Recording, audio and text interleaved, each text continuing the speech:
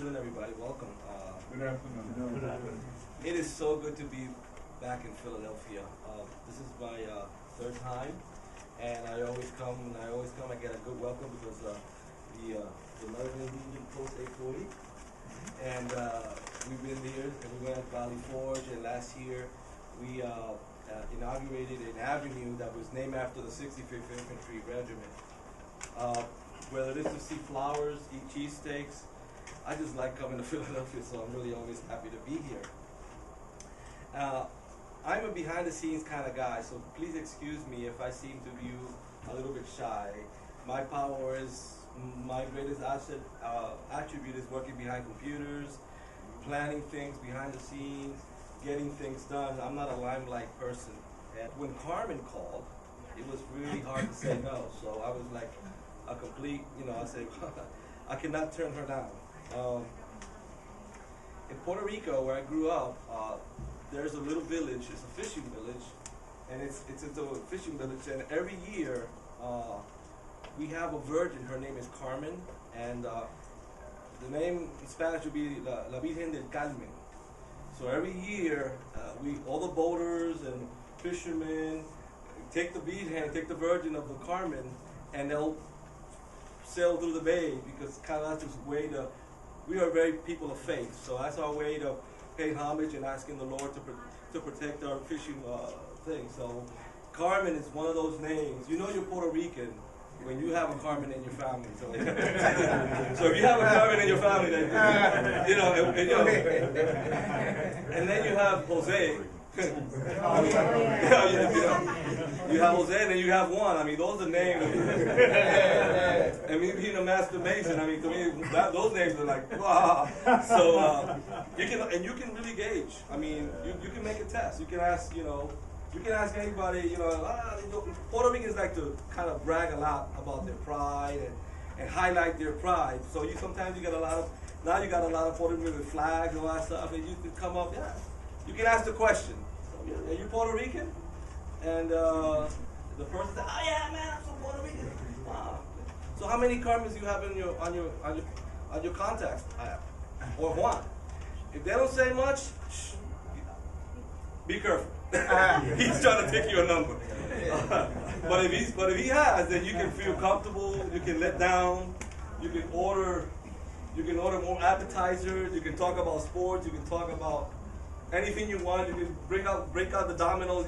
You're gonna be in good hands, pretty much. I think. So we are so American. I mean, we are American. We bleed American. I mean, honestly. I mean, people don't even know it, but we do. And we can make a test. I mean, right? We can make a test, right? How many people were born here in Philadelphia? There we go. Wilmington, Allentown, New Jersey. There we go. Puerto Rico. Okay. Oh yeah. Well, I gotta say, I was born in the Bronx, and I'm a Yankee. I'm a Yankee, a real Yankee, and.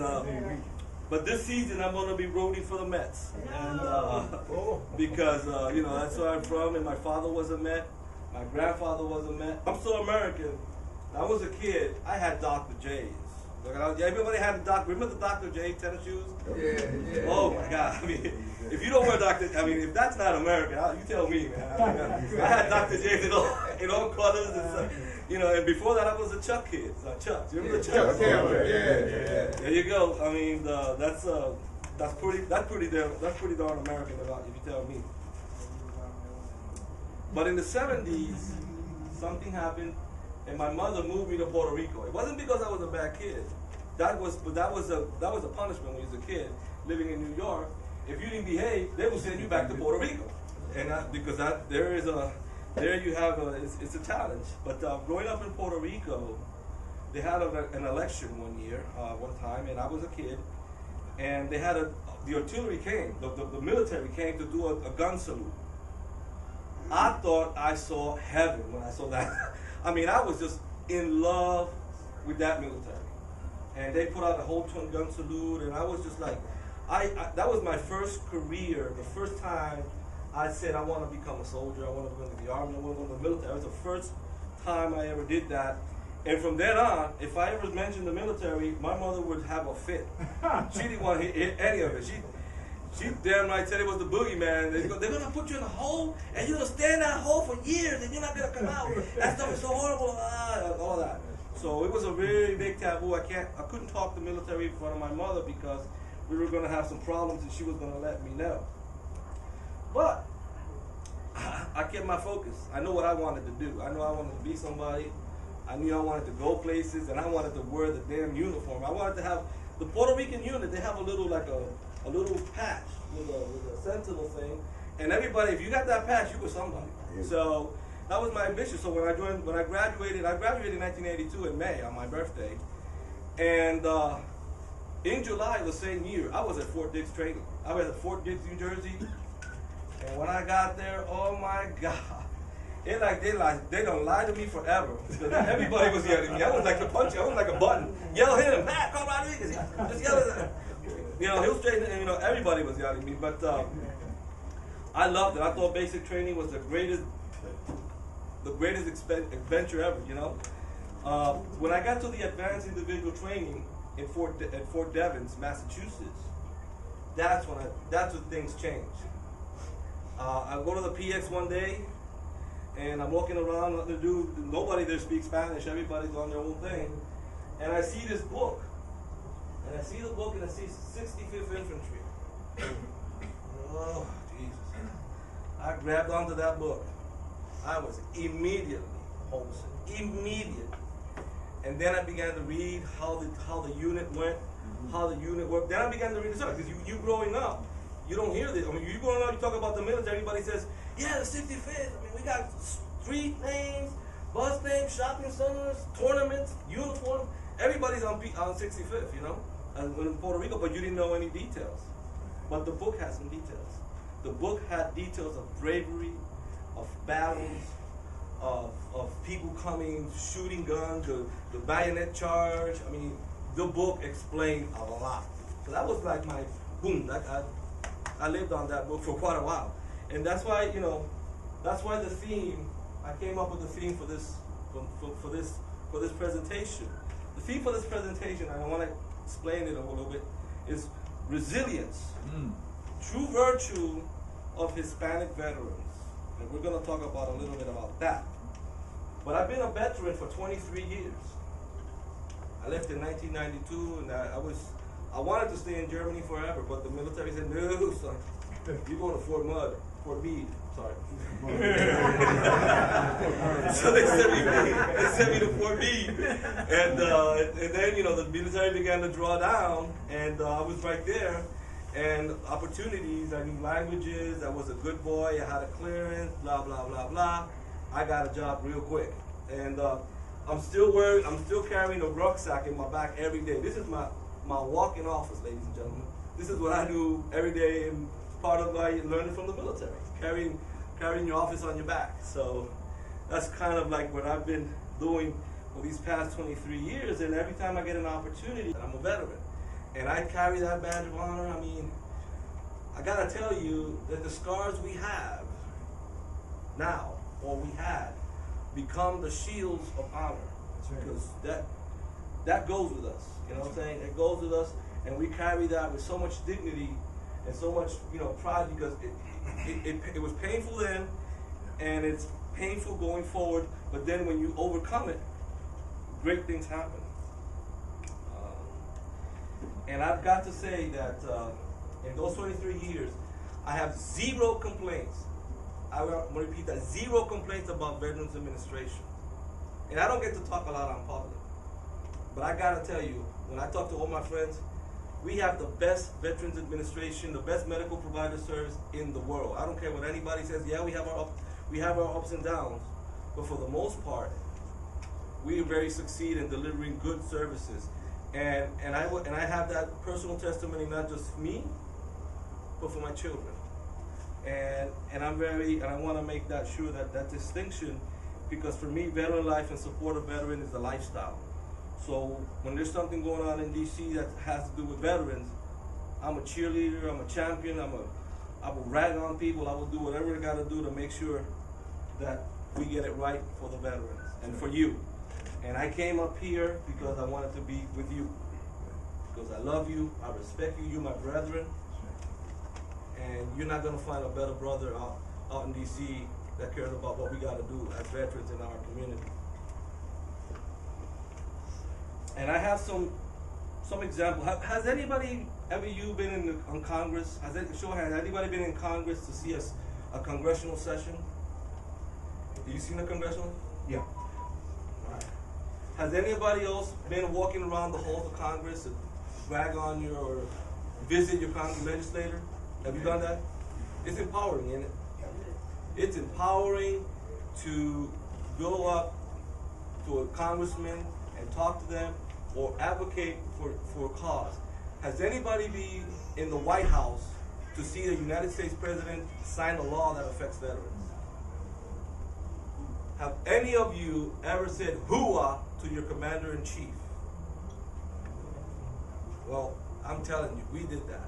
I did that, and I want to also recruit you to see if later on we can go to Congress to make some more and meet some other veterans when we get when the Congressional Gold Medal is minted. There's going to be a ceremony, unveiling ceremony. It's for the veterans. And Pennsylvania with these two gentlemen behind me. And this is why, we need to know who our friends are right here. Because they led the effort. They made the phone calls. They got the job done of securing the co-sponsors that we needed to pass that legislation. So if somebody's going to get a certificate or an award, right here. Just don't know further. These are the people. And when we do the first Veterans Parade in Philadelphia, right here. And I'm going to be there, of course, because whenever they send me, all they have to send me is a text message that I'm here. Because I really like these guys and they have done so much for the community. So we band together, we roll together. So some examples of resilience. I got some examples for you.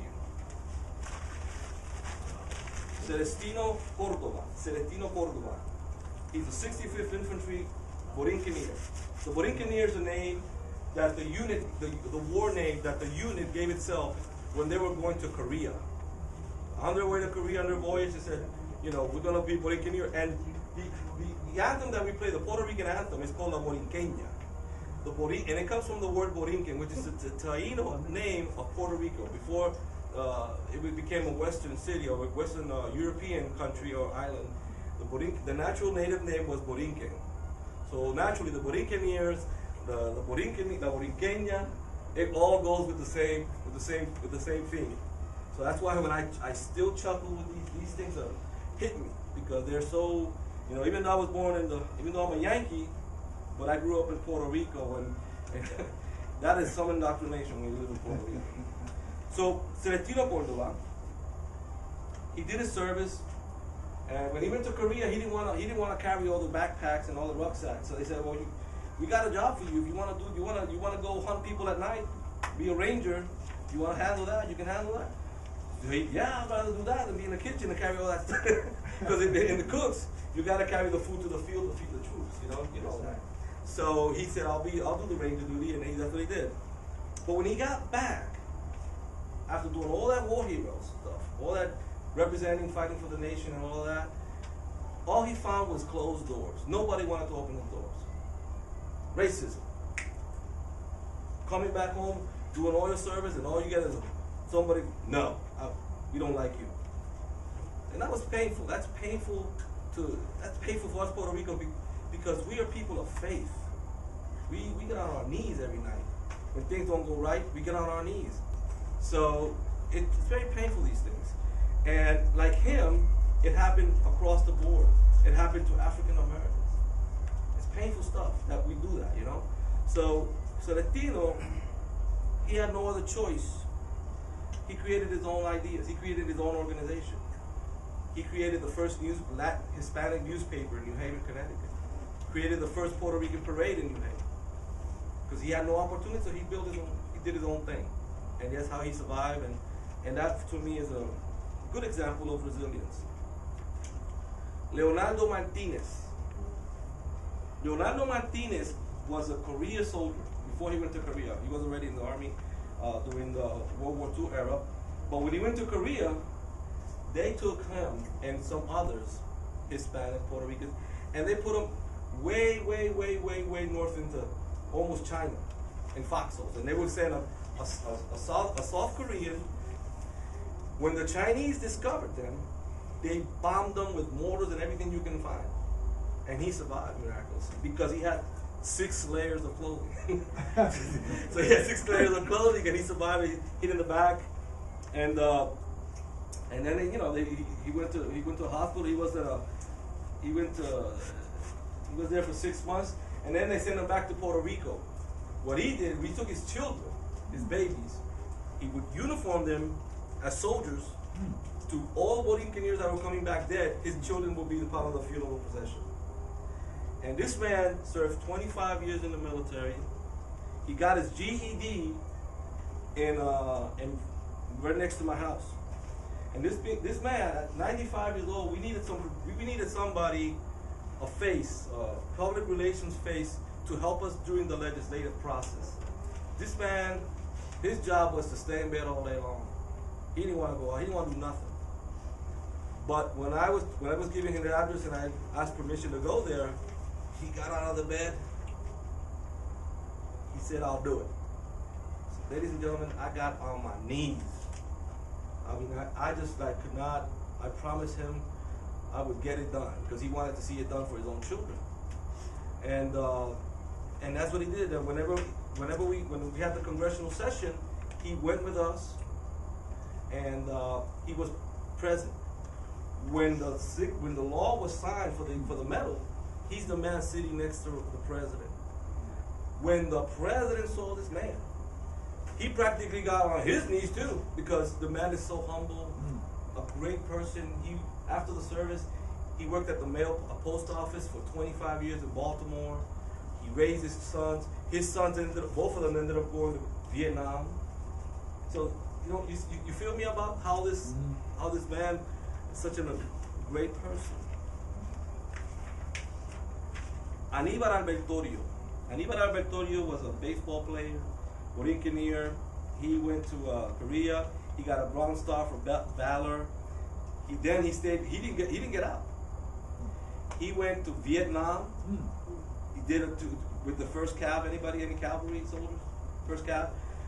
He got a Bronze Star. He got a Silver Star. I think a Bronze Star for valor, military service in Vietnam. And when he retired, he got a bachelor's degree. He started all over. Bachelor's degree. He got a master's in industrial security. Ended up working for a multinational firm as a resident VA vice president for security. And he has lived a life of just nothing but pleasures, hard work, dedication, community service, the works.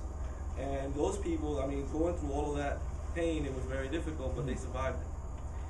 We have Manuel Severio. Manuel Severio, same thing. When he joined the military, before he was allowed to join the military, they looked at them and said, "Son, you're so skinny.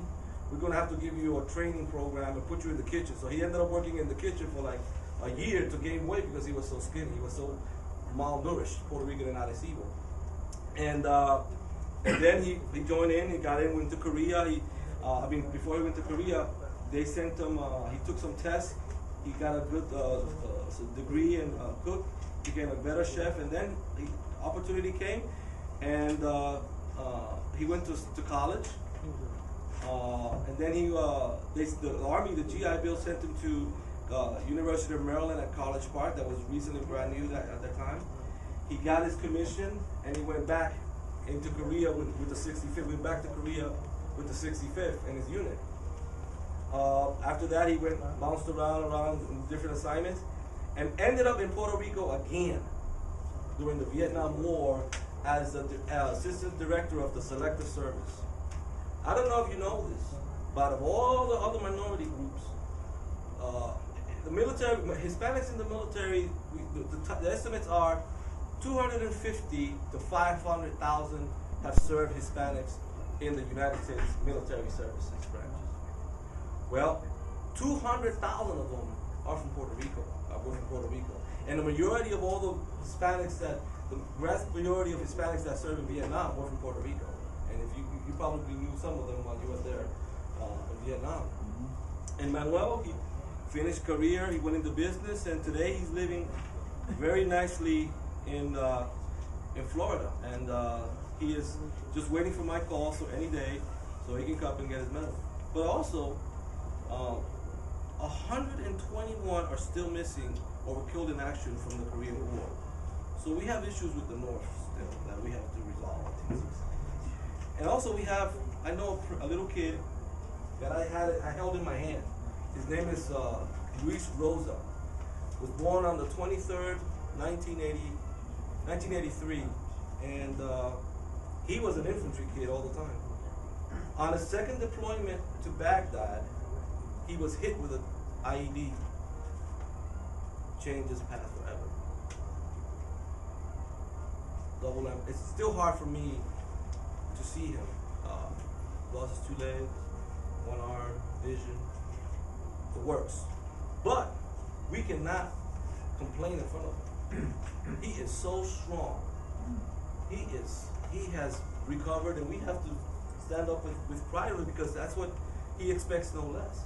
And that's resilience that Hispanic veterans do, and we all have. But he embodies that in a huge way. We also have one example that I want to share with you, because a lot of times the service of women in the military is seldom ignored. But we have stars that are part of our community, and I just wanted to share this picture with you of this lady right here. Her name is Carmen, just like my Carmen. Just like Amalia. This lady, at the age of 18, she gets the teaching certificate from the University of Puerto Rico. And when the Army wanted to do a segregated unit, just like the 65th was a segregated unit, she volunteered. 1,500 people volunteered, but the Army only had 200 slots. She was one of them. She ended up being a dental assistant, and when she left the military, she went back into teaching. Got her doctor's degree in education, and kept fighting for veterans' rights, for women's veterans' rights. Women's veterans did not even get service insurance when they went overseas back then. Women's rights in the military was like the worst. And me, as a man, the only thing I can do is highlight that and let everybody know that she became a consultant to the Department of Veterans Affairs in Puerto Rico, and she made so many changes that her resilience into push the needle, push it forward, and not look back and not take no for an answer. And that's why I wanted to share that, so you can understand the level that we people, Puerto Ricans, people of color, our service needs to be valued. And we have done the job, we have paid the respect, we have helped the nation be as strong as it is, and we can never forget that. And she was part of the WACs. She wrote a book, Las WACs de la Segunda Guerra Mundial, and I hope you guys ever get it and see it, because it's a great story of what she went through and everything else. And in 2006, she was named the National Veteran of the Year. So that shows you that from being a WAC all the way to being a Veteran of the Year, progress has been made through our service as veterans and advocates in this field and in this industry. And the virtue is right there along. In 2013, my wife gives me an email. Hey Sammy, look at this email about the Borinqueneers, 65th. I didn't even know the Borinqueneers. I knew 65th. Tells me 65th Infantry. I saw. This was my mission. I just took on that mission. I joined the alliance as a Maryland representative, and I went to work along with everybody else, and getting those co-sponsors. So we got them done. We knocked on doors. I walked miles and miles of that. That Congress, they should have like little golf carts. But that stuff is huge. That place is huge. I mean, so we got a lot of it done. But our service sometimes gets unnoticed and unrecognized, and we have to recognize it. We have to keep it alive, because if we don't do it, nobody's going to do it for us. People don't. A lot of the population don't recognize veterans, so we have to do it ourselves, and we have to always remember that that we do matter, and those that have come beyond, paved the way for us, they need to be remembered. They just passed away yesterday.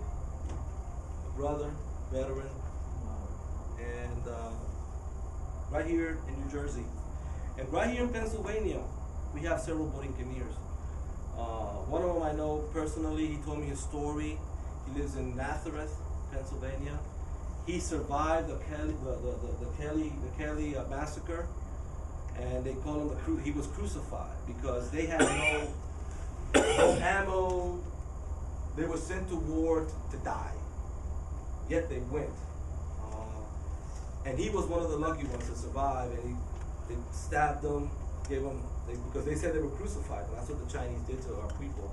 They didn't have, when they didn't have fire, because when we had fire, when we had ammunition, we had ammo, when we were well organized to fight, we could do some damage. The Borinqueneers attributed to having the last bayonet full charge assault against a Chinese division, one battalion against a division, and Puerto Ricans took them on. And also, when the Marines were about to get slaughtered, it was the Borinqueneers that helped them retreat and kept the Chinese and the communists by slaughtering the United States Marines. That was huge in the Korean War. So it was men like that, like them, that we have also in the city that did that service, and that's why we want to always. His name? Oh yes, his name is Master Sergeant Antonio Otero Pagan. And Enrique, who lives in Pennsylvania, is Enrique Velasquez. Okay, good. And that's really what I've got to say. That we all have to stand together for our vets, and it's very important. And we're going to be at the parade. We're going to be at the parade this next month, and I hope everybody that can join us. For me, also being veteran, I have two sons.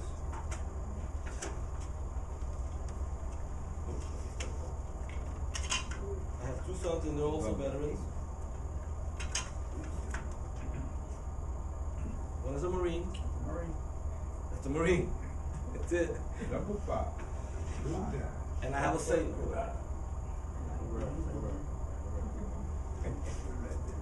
Both have challenges coming out, but they're veterans now. And I love them. They're great kids, all American. And they've been helped through the VA. And the result of that is this: college degree, George Mason University. And now he's working for the Department of Transportation. The VA has been very critical, very important in my life. And we have to always root and support the Veterans Administration. Thank you very much. God bless America.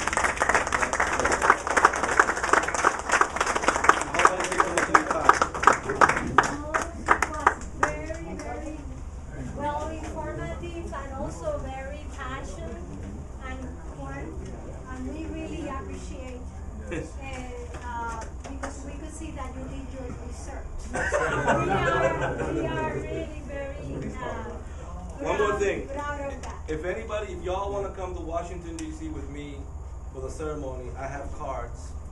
We can talk to our leaders here, and you can get in contact because we also need support, donations, the works. We need it all because the government doesn't pay for that. So I'm sorry. Oh, really? Okay. In recognition for your commitment to selflessly serving both the veterans and Hispanic community. And this man does a lot. He does. He crosses states, does whatever he needs to do to get the job done for the veteran.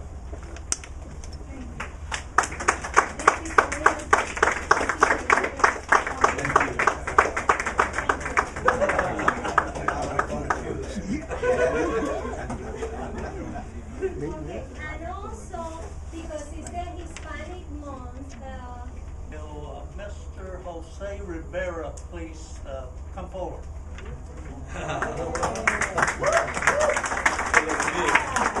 840. 840. Jose has been very instrumental, at least in the past, for getting the Puerto Rican Day Parade here in Philadelphia.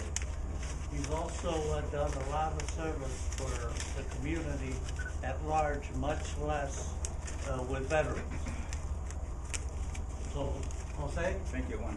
congratulations.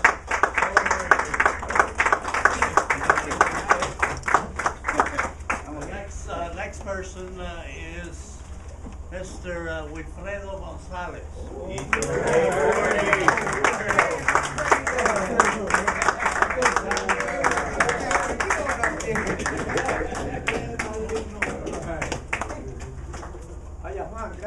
Wilfredo owned a store where they sold DVDs, CDs, and records. I've known about the store because many years ago, when your father owned it, I used to come in from New Jersey to buy your father's store. Thank you. Wilfredo took over the store, and since then some of you guys here know him from the VA, and what he's done for the VA, and he's always been there for us, always. So Wilfredo, congratulations.